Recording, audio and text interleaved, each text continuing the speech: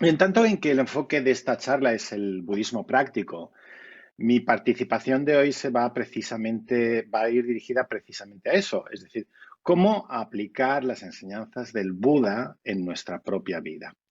Y esta charla entronca plenamente con uno de esos cuatro linajes que tiene Triratna y que Bhante Sangarashita nos transmitió, que es el linaje de la enseñanza.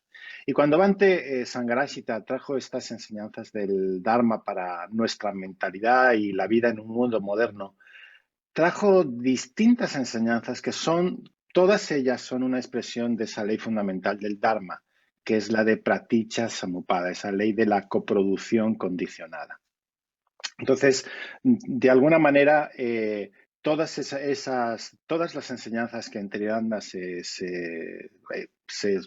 se transmiten de diferentes maneras, todas tienen en común esa precisamente ley de coproducción condicionada. Y para mí, yo conecto especialmente con uno de esos modos en que esta ley toma forma en una enseñanza que da el Buda cuando habla de los cuatro tipos de alimentos que nutren nuestra vida. Esta enseñanza se encuentra fundamentalmente en un sutta, el Puttamansa Sutta, y en este sutta, a través de cuatro símiles, el Buda muestra realmente el sufrimiento inherente a todo lo que depende de los alimentos, tanto del cuerpo como de la mente.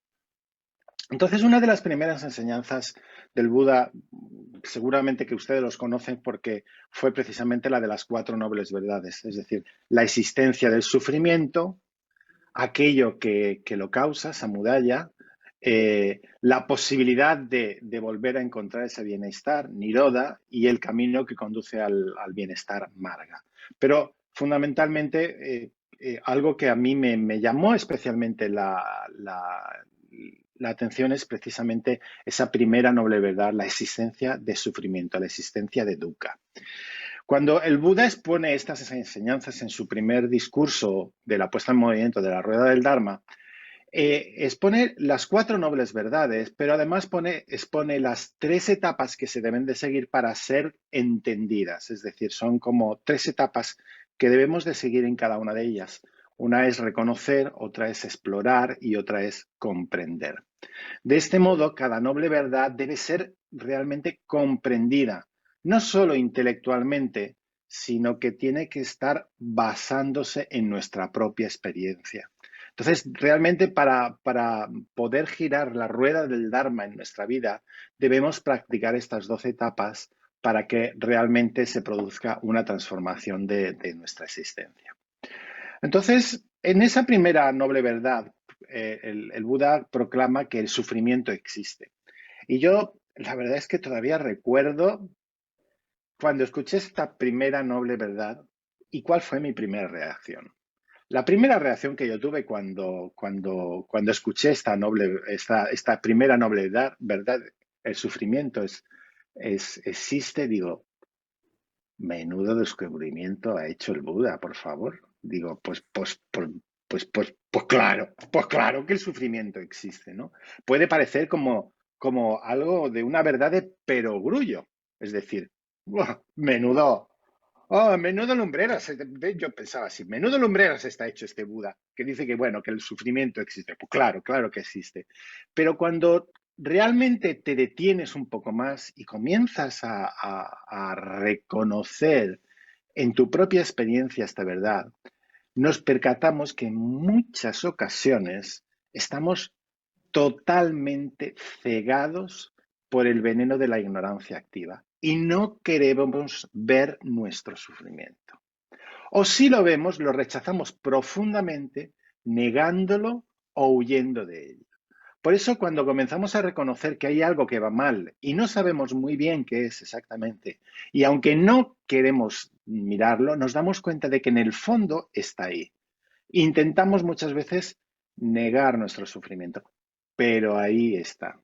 Y claro, sufrir sin saber que se está sufriendo realmente es una carga increíblemente pesada. Por eso en esas etapas que decimos que en esta primera etapa de reconocimiento es que debemos de reconocer que estamos sufriendo para más adelante determinar qué es lo que lo está produciendo. Y en la práctica comenzamos a reconocer que nuestro sufrimiento forma parte de nosotros y debemos tratarlo con, sobre todo, grandes dosis de bondad y, sobre todo, sin violencia. Al reconocer nuestro dolor, debemos abrazar nuestro miedo, nuestro odio, nuestra angustia, nuestra ira. Y comenzamos a darnos ese amor incondicional que ya hemos aprendido algo de él, que se llama meta, ese amor incondicional que cuando entra en contacto con el sufrimiento se convierte en compasión, en karuna. Entonces es cuando realmente podemos empezar a dejar de huir de nuestro dolor y con gran valor y ternura empezamos a reconocerlo, a aceptarlo e identificarlo. Después de haber reconocido realmente que ese sufrimiento existe, tenemos que explorar y tenemos que tomarnos nuestro tiempo para observar nuestro sufrimiento a fondo y comprender realmente su verdadera naturaleza, es decir, qué lo está provocando, cuáles son sus causas. Esto puede llevarnos un tiempo más o menos largo. Nuestro sufrimiento, pues, puede ser una depresión, una enfermedad, una relación difícil o un miedo. Necesita ser entendido y como si fuésemos un investigador, debemos estar decididos realmente a comprenderlo. Y eso lo que hacemos es que practicamos la meditación. Practicamos la meditación en diferentes maneras. Pedimos guía y apoyo y sobre todo empezamos a desarrollar nuestras amistades espirituales, Kalyana Mitra. Esto es muy importante, nuestras relaciones con la Sangha y con todos nuestros amigos espirituales nos pueden ayudar precisamente a explorar y a entender mucho mejor ese sufrimiento. De ese modo, vemos que es posible conocer cuáles son las causas de nuestro sufrimiento y empezamos a hacer todo lo posible hasta llegar al fondo. Y algo que cuando empezamos a hacer esto tenemos que darnos cuenta y que debemos de prepararnos es que cuando comenzamos a ver nuestro dolor y empezamos a ofrecernos compasión, realmente muchas veces ahí surge un dolor porque hasta ese momento nos hemos dejado de prestar atención. No nos hemos prestado la atención que necesitábamos. Y esto puede hacer incluso que nuestro sufrimiento se agrave. Y después tenemos que comprender, y cuando digo he llegado a entender mi sufrimiento, recogemos estos frutos y llegamos a comprender de una manera que nuestro sufrimiento, que dejamos de huir de nuestro dolor, podemos llamarlo por su nombre e identificar todas sus características. Y una vez que ya hemos comprendido nuestro sufrimiento, continuamos con esta segunda noble verdad, ese origen del sufrimiento. Y es cierto que ya hemos visto cómo es nuestro sufrimiento, pero en esta primera etapa de esta segunda noble verdad, debemos reconocer que nuestro gran problema es que a pesar de haber visto nuestro sufrimiento, el problema es que nos seguimos generando más sufrimiento. El Buda dice que cuando se ha creado algo, debemos aceptar su presencia y observar a fondo su naturaleza. Y de ese modo descubrimos qué clase de alimentos han contribuido a que se originase y lo han seguido alimentando. Es aquí precisamente donde yo empiezo a entender que es muy importante ver cómo estamos nutriendo nuestra vida. Cómo estamos alimentando nuestra vida. Y no estoy hablando solamente de lo que nos metemos por la boca para comer. No estoy hablando únicamente de todo esto. En la exposición de la segunda noble verdad se expone que la causa del sufrimiento es el anhelo egoísta, un deseo neurótico o una sed irrefrenable. Y la pregunta que nos hacemos es, ¿qué está produciendo esa avidez?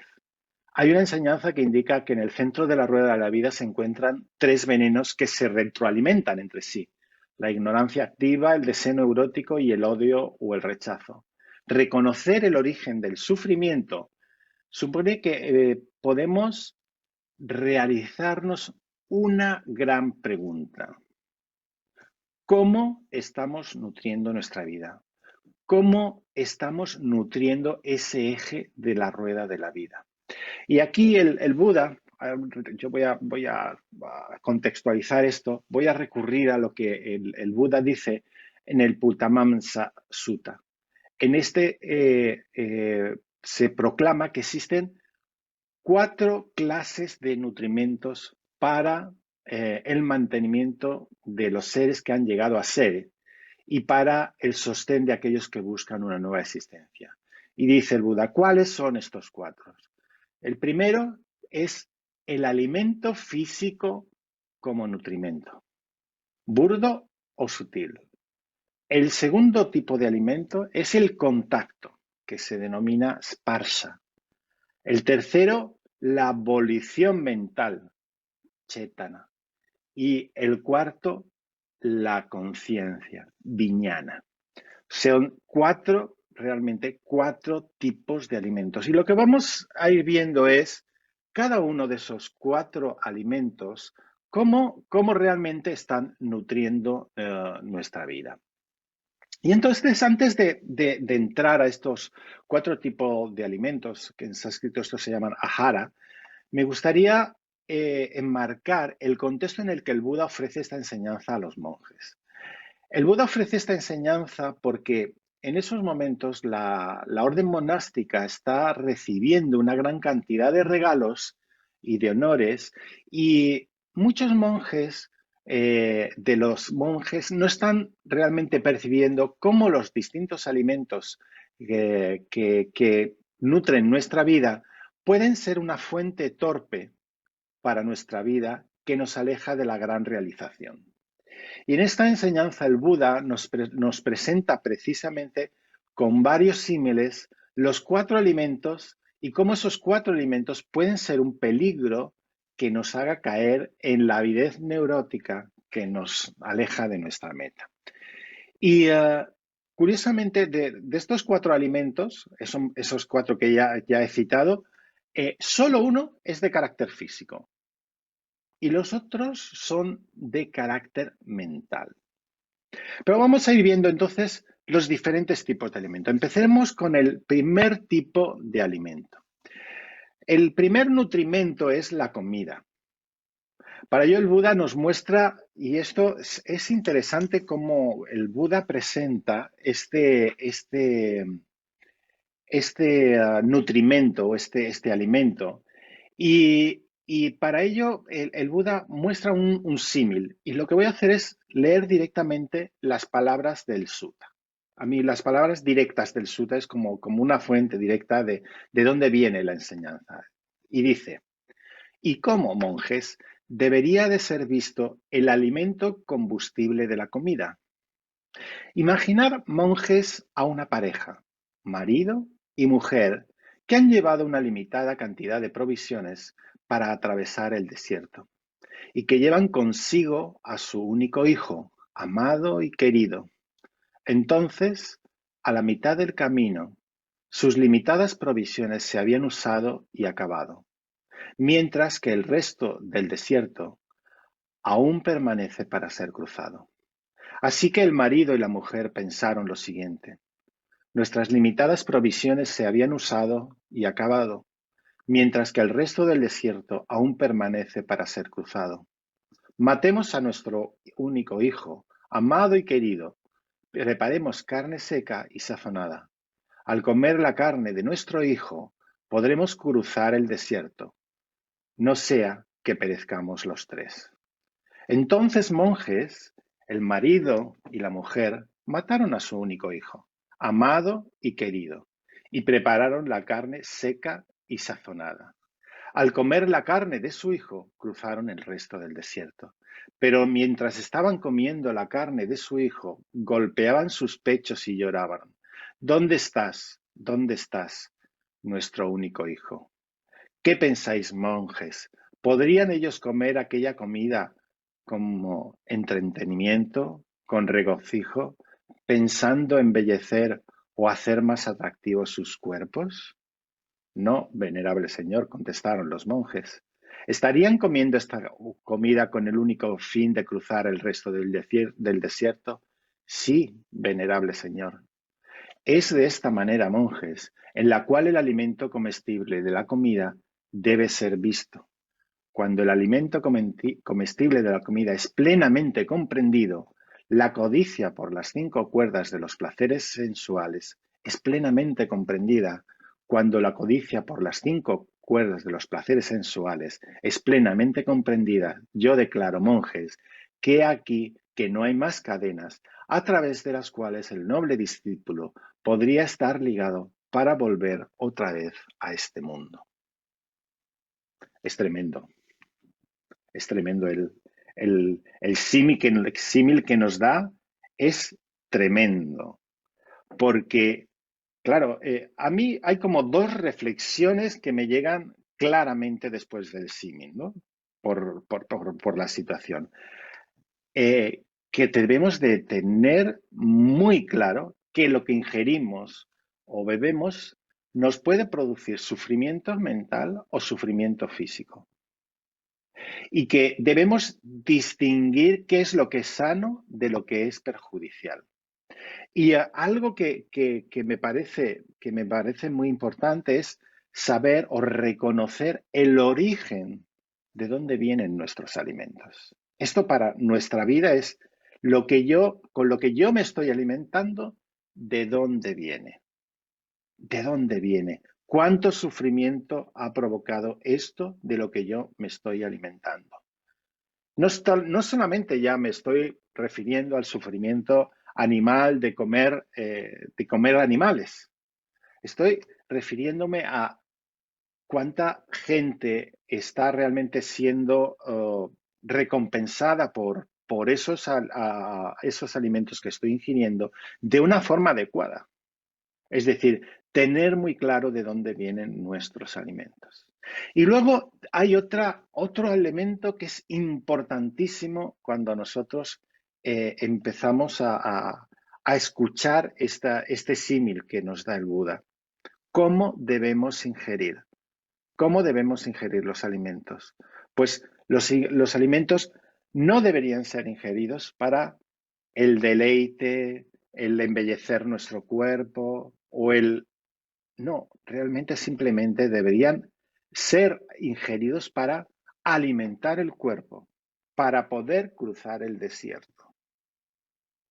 Es decir, no caer en realidad en todos esos deseos neuróticos que aparecen muchas veces en torno a lo que vamos a alimentar. Todo el deseo. Y sabemos que el deseo neurótico puede ser inmensamente grande cuando nosotros, cuando nos relacionamos con la comida. Entonces, bueno, pues yo creo que esto es algo que es importante. Tenemos que ver realmente si esos alimentos que ingerimos nos envenenan o realmente nos nutren. Es decir, debemos saber cuál es la calidad de que tienen esos alimentos que ingerimos, cuantitativa, cualitativamente, pero lo que es fundamental es debemos practicar la conciencia sobre cuál es la procedencia de esos alimentos y ser conscientes del sufrimiento que se ha generado al producir ese alimento. Y debemos reconocer si al alimentarnos existe codicia o una avidez neurótica a la hora de ingerir los alimentos. Este sería, por tanto, un aspecto que deberíamos reflexionar bastante. Es decir, tendríamos que ver qué comemos, cómo lo comemos y qué es lo que debemos evitar ingerir. El segundo tipo de alimento es el alimento que se llama contacto. En sánscrito es esparsa. Y en realidad cuando nosotros hablamos de esta segunda clase de alimentos, son todas esas impresiones sensoriales. Nosotros tenemos 6 órganos sensoriales: los ojos, los oídos, la nariz, la lengua, el cuerpo y nuestra mente. Y cuando Cuando estos órganos sensoriales entran en contacto con los objetos de los sentidos, esto se produce, es lo que es esparsa, el contacto. Y ese contacto con lo que entra en contacto con nuestros órganos de los sentidos se convierten en realidad en alimento para nuestra conciencia. Pero vamos a ver el símil que nos propone el Buda para ver este tipo de alimentos, el contacto. Y cómo, monjes, debería ser visto el alimento del contacto. Imaginad, monjes, a una vaca desollada. Si ella se expusiera frente al muro, las criaturas que viven en el muro las estarían mordisqueando. Si ella se expusiera frente al árbol, las criaturas que viven en el árbol la estarían mordisqueando. Si ella se expusiera frente al agua, las criaturas que viven en el agua la estarían mordisqueando. Si ella se expusiera al aire libre, las criaturas que viven al aire libre la estarían mordisqueando. Donde quiera que esta vaca desollada se expusiera, las criaturas que viviesen allí la estarían mordisqueando. Es de esta manera, monjes, en la que el alimento del contacto debe ser visto. Cuando el alimento del contacto es plenamente comprendido, las tres clases de sensaciones son plenamente comprendidas. Cuando las tres clases de sensaciones son plenamente comprendidas, yo declaro, monjes, que he aquí que no hay nada más que hacer para el noble discípulo. Con lo cual, la cuestión al final que nosotros podemos sacar de aquí es, realmente, ¿qué estamos viendo? ¿Qué entra en contacto con nuestros ojos? ¿Qué entra en contacto con nuestros oídos? ¿Qué estamos oliendo? ¿Qué estamos saboreando? ¿Qué estamos tocando? ¿Qué estamos pensando? En esta exploración sobre qué impregna nuestros sentidos, podemos preguntarnos, por ejemplo, a un nivel muy práctico, ¿qué es lo que miramos en la televisión? ¿Qué tipo de películas vemos en la televisión? ¿Qué tipo de información son la que escuchamos o leemos? ¿Qué tipo a qué prestamos atención? ¿Qué tipo de conversaciones estamos escuchando? ¿Con qué estamos alimentando realmente nuestra mente? ¿De qué está impregnado todo eso que entra en contacto con nuestros sentidos? ¿Está impregnado de avidez, de codicia, deseo, miedo, ira, odio, rechazo, ignorancia, fantasía, evasión, o por contra por generosidad, altruismo, bondad, compasión, amor? Es decir, ¿qué entra en contacto con nuestros ojos? ¿Qué entra en contacto con nuestros oídos? ¿Qué entra en contacto con nuestra mente? Es decir, ¿qué es lo que vemos? ¿Qué es lo que escuchamos? ¿Qué es lo que pensamos? ¿A qué dedicamos más tiempo? A pensar. Es decir, esto sería un elemento importantísimo. Esta realmente exploración nos llevará a comprender si estamos alimentando realmente de una forma torpe nuestros sentidos, con mucha toxicidad, y si somos conscientes, sabremos cuándo estamos ingiriendo todas esas toxinas del miedo, del odio o de la violencia, o tomando alimentos que estimulan la comprensión, la compasión y la determinación de ayudar a los demás. Este sería, por tanto, el punto importante en qué entra en contacto con nuestro sentido, el alimento del contacto.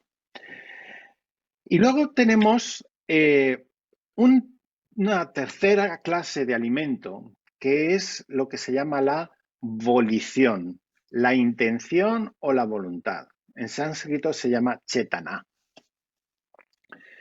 Y vamos a ver el símil el símil que nos propone el Buda. El símil que nos propone el Buda es el siguiente. ¿Y cómo, monjes, debería ser visto el alimento de la intención? Imaginad, monjes, a un pozo de carbón, profundo como la estatura de un hombre, lleno de brasas ardientes, sin llamas ni humo. Imaginad ahí a un hombre deseoso de la vida, que no quiere morir, deseoso de la felicidad, que no quiere sufrir. A ese hombre lo sujetan otros dos hombres muy fuertes, lo agarran de los brazos y lo arrastran hacia el pozo de carbón. Las intenciones de aquel hombre consistirían en ir lo más lejos posible. Su anhelo sería ir lo más lejos posible.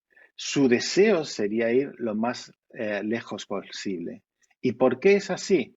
Porque él sabría esto: voy a caer dentro del pozo de carbón, con lo cual puedo contar que solamente con la muerte o con un sufrimiento realmente mortal. Es de esta manera, monjes, en la cual el alimento de la intención debe ser visto. Cuando el alimento del contacto es plenamente comprendido y las tres clases de codicia son plenamente comprendidas, cuando son todas ellas comprendidas, que declaro, monjes, que aquí no hay nada más que hacer para el noble discípulo. Interesante lo que nos dice el símil que nos pone el Buda. Un pozo realmente profundo de carbón ardiente y dos hombres que son como la intención que nos arrastran directamente hacia ese pozo. Por mucho que a lo mejor nosotros queramos o anhelemos la vida. La pregunta fundamental realmente que deberíamos hacernos es realmente ¿qué es lo que nos motiva? ¿Qué es aquello que deseamos profundamente? La volición es realmente, la intención es la base de todas nuestras acciones. Si creemos que la manera de ser felices es convertirnos en ser el más popular, el más famoso o el más rico, nuestras acciones irán encaminadas a ese objetivo. Incluso mientras estemos durmiendo, nuestra mente seguirá trabajando en ello. Es en esta etapa de exploración donde tenemos que mirar profundamente hacia dónde dirigimos nuestra voluntad. ¿Qué motiva realmente nuestras acciones? ¿Y cuál es nuestra intención profunda? ¿Hacia dónde se dirigen nuestros pensamientos, palabras, acciones? En este punto creo que es muy importante preguntarnos qué es lo que realmente queremos, lo que realmente pensamos que queremos y que nos inspira, y qué es lo que realmente estamos haciendo. Muchas veces pensamos, esto es lo que yo quiero, esto es lo que yo me gustaría, esto es lo que es importante para mí en la vida, y en la práctica, ¿no?, estamos haciendo algo. Pero, ¿cuál es la intención que hay detrás de ese algo? Realmente podemos ver si existe consonancia o concordancia entre aquello que realmente pienso, que quiero, y lo que realmente hago. En mi experiencia, algo que nos produce mucho sufrimiento es ver que nos gustaría ir por un camino, pero en realidad vamos por otro. Decimos, a mí me gusta decir que decimos con la boca chica, así poniendo que queremos ir en una determinada dirección, así con la boca chiquitita. Sí, yo realmente quiero hacer esto, pero con la boca grande de las acciones vamos en la dirección opuesta. Algo que a mí me ayuda profundamente es ver realmente qué es lo que estoy haciendo en mi vida cotidiana. Es decir, me ayuda a ver cuál es la inspiración ética de mis acciones cotidianas.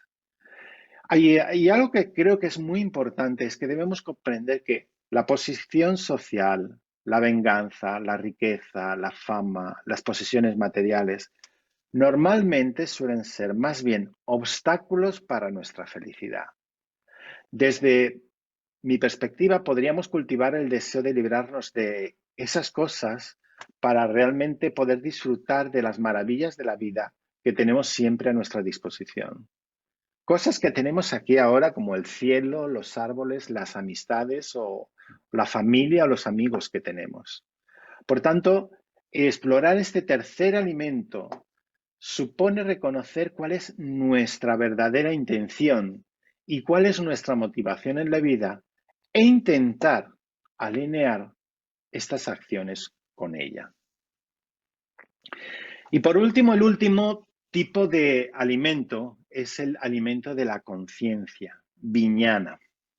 Y el cuarto tipo de alimento es realmente, tendríamos que preguntarnos qué es lo que está alimentando nuestra conciencia. Y existen diferentes clases de alimento para la conciencia. Algunos son saludables y saludables y nutritivos y otros son tóxicos.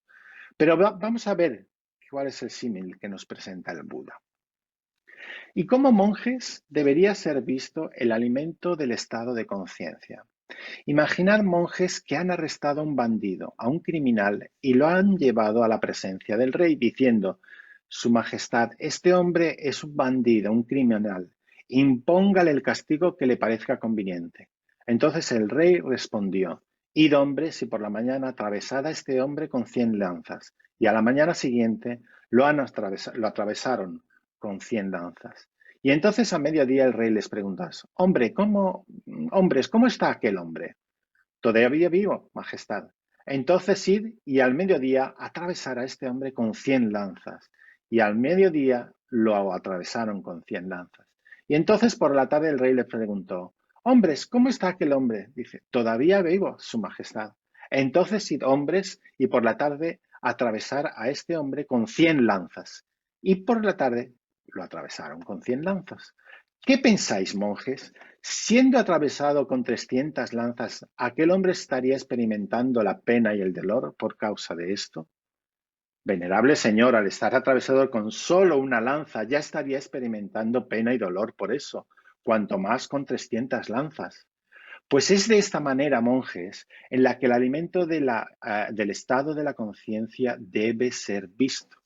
Cuando el alimento del estado de la conciencia es plenamente comprendido, cuando el nombre y la forma son plenamente comprendidos, declaro que realmente no hay nada más que hacer para el noble discípulo.